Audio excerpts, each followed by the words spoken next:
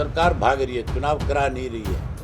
अगर चुनाव करवाती तो फिर अब तक नोटिफिकेशन हो जाना चाहिए था, तारीख तय हो जानी चाहिए थी, लेकिन कोविड का बहाना लेकर के टालने की कोशिश करी। बकरे की माँ कितने दिन खैर बुलाएगी, आखिर उसको कटना ही पड़ेगा।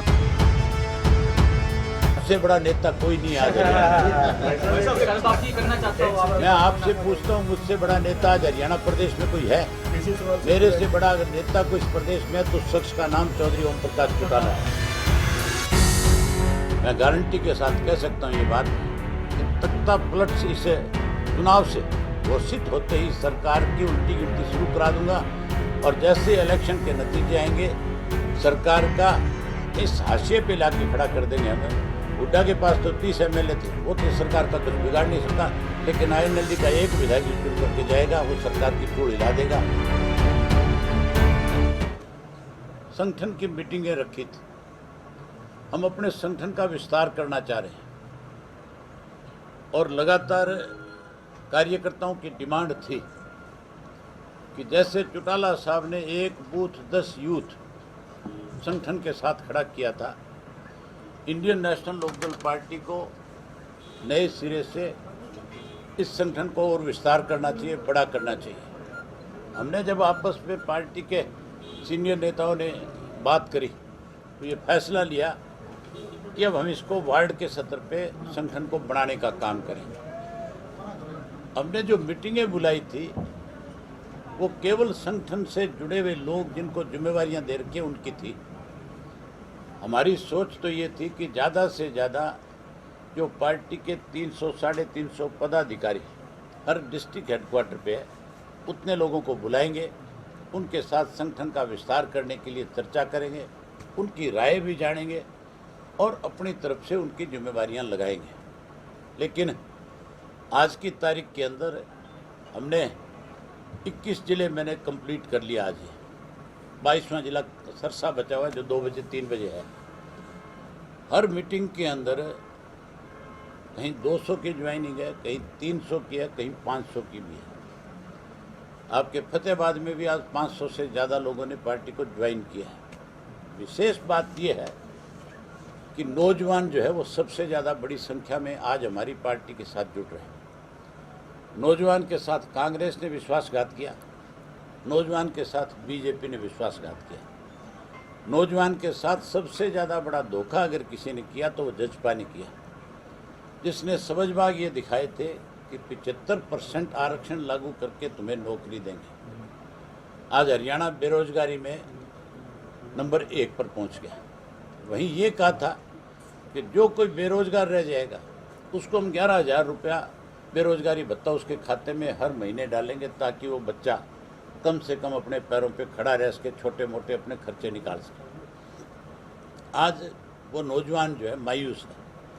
अब उस नौजवान को भरोसा है तो केवल इंडियन नेशनल लोकदल पार्टी पे। उसका एक कारण है, चौटाला साहब जब 2000 से 2005 में चीफ मिनिस्टर थे, उस वक़्त में हमने 5,000 रुपया हर नौजवान के खाते में बेरोजगारी भत्ते के रूप में डाला था।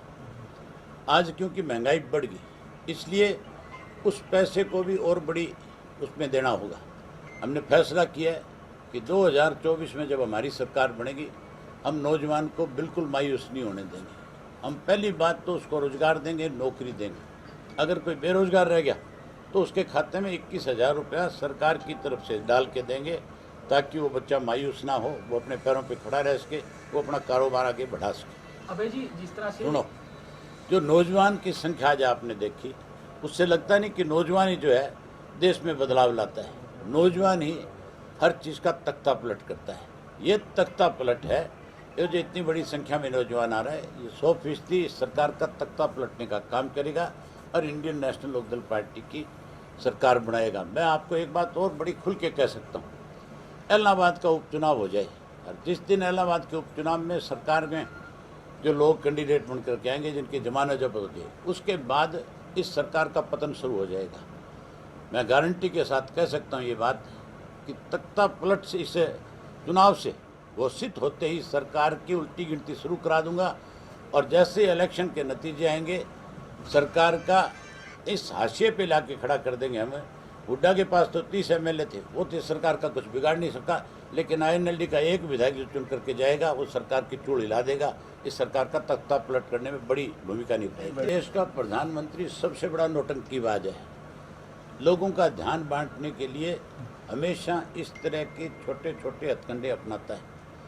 हमेशा लोगों का ध्यान भटकाने के लिए कभी मन की बात करेगा, कभी कश्मीर के मुद्दे को छेड़ेगा, कभी 370 की बात करेगा, कभी कोरोना की बात करेगा, कभी किसी और मुल्क की बात करेगा।